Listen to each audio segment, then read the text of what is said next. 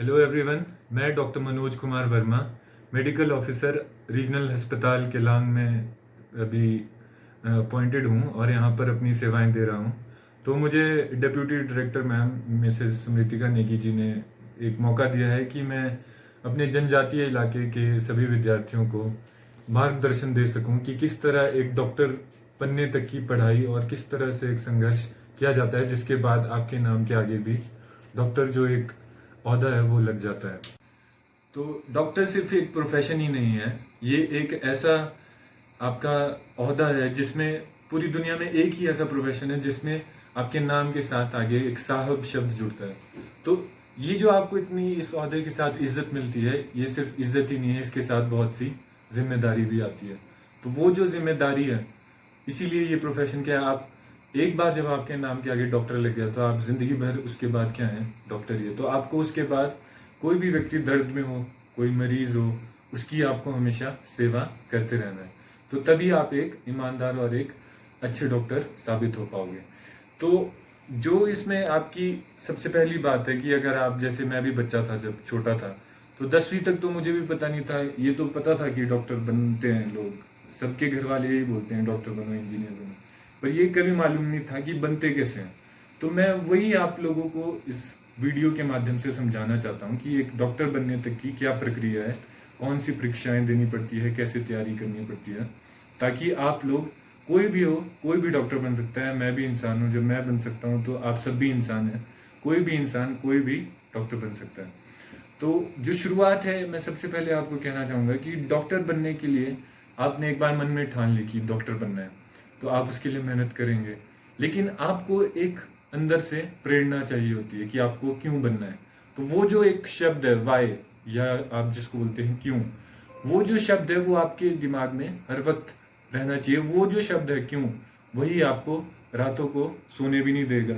आप इतनी मेहनत करेंगे उस वाई के चक्कर में कि आप रातों को नहीं सोएंगे, पूरे दिन लगन से पढ़ेंगे, और वो आपको उस मंजिल तक पहुंचा के रहेगा। तो मेरे केस में जो ये क्यों था, जो इंसान को हर वक्त उस मंजिल की तरफ बढ़ाता रहता है, वो क्यों था कि मुझे जब भी कोई इंसान दर्द में दिखता था, या जैसे मेरे मदर थे वो काफ़ी बीमार रहते थे शुरू में, तो मुझे लगता था कि मैं इनको किस तरह ठीक करूं। तो वहाँ से मेरे अंदर एक चीज़ आई कि यार, इंसान चाहे अमीर हो गरीब हो, दर्द सबको होता है। तो दर्द के इलाज जिसने कर दिया वो सबसे अच्छा काम है। जिसने किसी का दर्द मिटा दिया वो एक सबसे अच्छा और सबसे नेक काम है। तो वो जो एक प्रेरणा थी, वो जो एक अंदर से चिंगारी थी, वो हमेशा जलती रही और उसने मुझे प्रेरित किया और मैं आखिरकार अपनी मंजिल तक पहुंच पाया। तो इसके बाद शुरुआत होती है, जब आपको ये मिल गया कि मैंने क्यों बनना है, तो इसके बाद जो तैयारी की बात आती है। तो तैयारी में क्या है कि जब आप 10वीं कक्षा के बाद उत्तीर्ण हो जाते हैं, तो उसके बाद आती है 11वीं और 12वीं। तो डॉक्टर बनने के लिए आपको 11वीं और 12वीं में मेडिकल स्ट्रीम रखनी होती है, विज्ञान जिसमें आपके 3 main subject physics, chemistry, bio. तो ये जो 3 सब्जेक्ट हैं, +1 और +2, 11वीं और 12वीं कक्षा के मेडिकल स्ट्रीम के अंतर्गत, इन तीनों विषयों के जो सिलेबस है, यही पीएमटी की परीक्षा में आता है। तो जो पीएमटी, अब जिसको हम नीट बोलते हैं, 2013 के बाद जो नीट की परीक्षा है, उसमें सिर्फ 2 कक्षाओं का सिलेबस आता है, वो है 11वीं और 12वीं। और वो भी किसका आता है, 3 सब्जेक्ट्स का, 3 विषयों का, फिजिक्स, केमिस्ट्री और बायोलॉजी। तो आपको 11वीं और 12वीं के जो ये 3 विषय हैं, इन 3 विषयों पर आपकी पूरी पकड़ होनी चाहिए। और आपको अगर मैं बताऊं तो जो नीट परीक्षा, पीएमटी परीक्षा में 90% जो सवाल आते हैं, क्वेश्चन आते हैं, वो एनसीईआरटी की बुक से आते हैं, जो हर एक सरकारी स्कूल, हर एक प्राइवेट स्कूल, हर जगह बच्चे पढ़ते हैं और हर जगह वो मिल भी जाती हैं।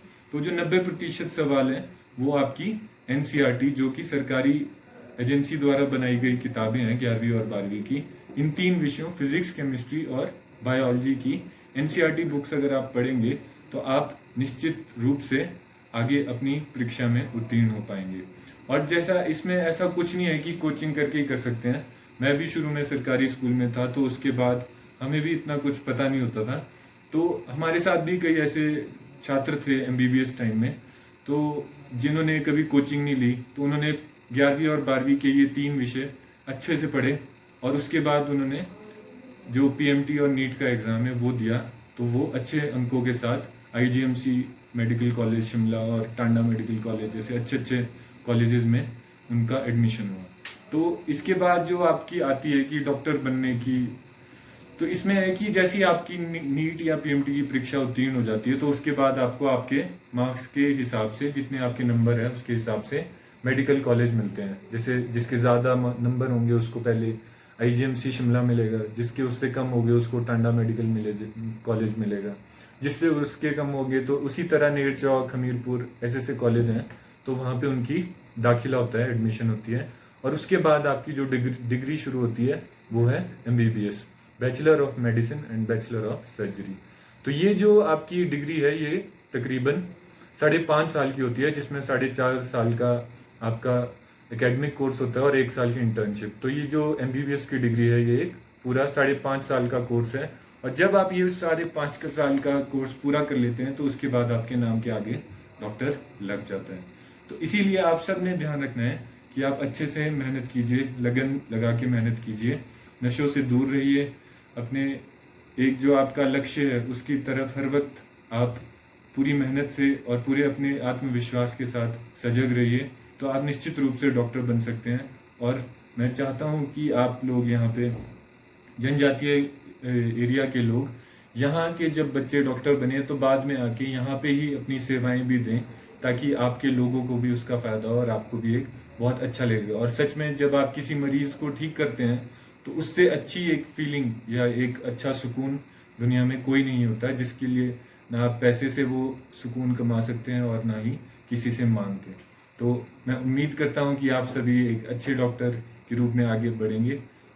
और मेरी तरफ से भविष्य में भी किसी भी यहाँ के विद्यार्थी, इस एरिया या कोई भी विद्यार्थी को किसी भी तरह से कोई मदद चाहिए हो या गाइडेंस चाहिए हो या कुछ समझ ना आ रहा हो या पढ़ाई से जुड़ा भी कोई विषय हो, तो मैं हमेशा उनकी मदद करने के लिए तत्पर रहूँगा और जितना हो सके उतना उनकी मदद करूँगा। तो इसी के साथ धन्यवाद।